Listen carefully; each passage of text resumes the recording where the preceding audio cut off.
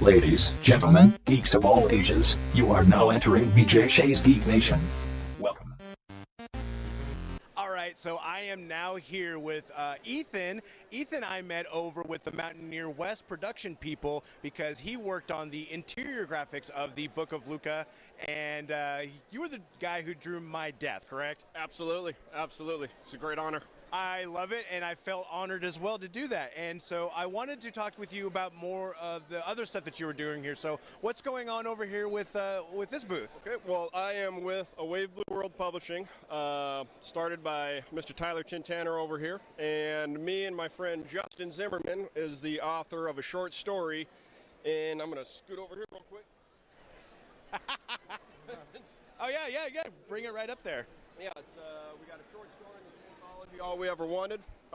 It was mentioned by New York Times as one of the top 7 books to pick up for the 2018 holiday season.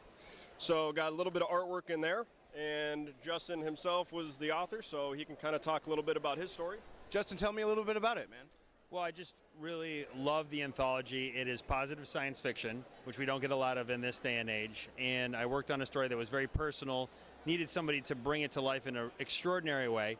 And so I was glad to find somebody local and just amazing to make it happen.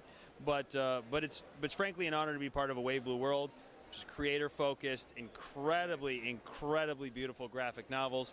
And really the person we have to talk to and thank for that is Tyler Chintanner. So Tyler, how did this whole thing come to be then? Which one, the company or the? Yeah, the company.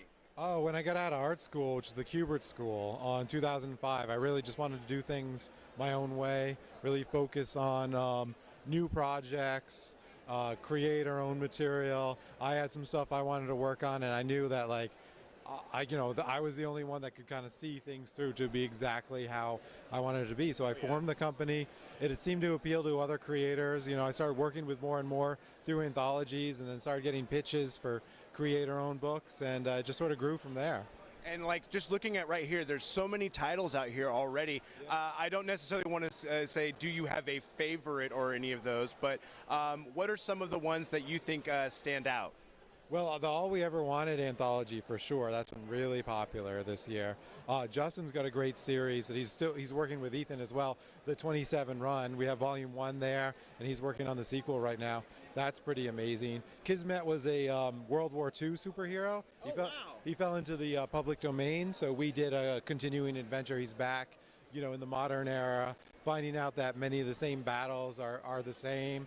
The world is a little too similar to when he left it. So that was an interesting project. Those are probably ones that stand out to me the most, to check out. And Justin, you mentioned something about positive science fiction. I kind of want you to elaborate a little bit about that. Is that less of the dystopian future sort of thing, or is it a different aspect of it? No, I mean, you absolutely nailed it. There is a preponderance of dystopian, negative, kind of survival horror stuff out there. And I think one of the things that makes All We Ever Wanted great, and one of the reasons the New York Times picked it up, is because it's diametrically opposed to that. There is conflict, extraordinary conflict, but each story is about building a better world. And that's something that we all believe in, and we think more stories should be about just that. It's kind of what you would expect when you see something like a Star Trek or something, where they're going out there to explore. And I mean, even more so along the lines of Star Trek The Next Generation, where it seemed to be we want to be more about diplomacy than just beating people up and dealing with all the wars and conflicts and having that positive outlook on life. Yeah, I mean, I think that the idea of people coming together, cultures coming together, can be remarkable if it's done with thought. And we are falling victim to tribalism, not to get too crazy, but let's talk a little bit about what brings us together, what unites us, and what we really need to fight for, which is each other, not against each other. And Ethan, when you're doing this, because you're part of a post-apocalyptic future with the book of Luca, and then now moving to something like this, is there a big difference in your art style when you're going for that? Well, actually, the art style, definitely. When we were doing post-apocalyptic with Mountaineer West, it was all digital art.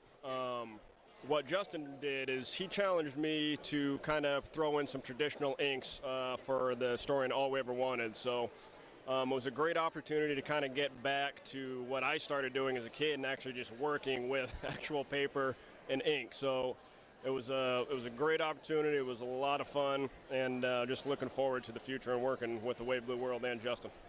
Wave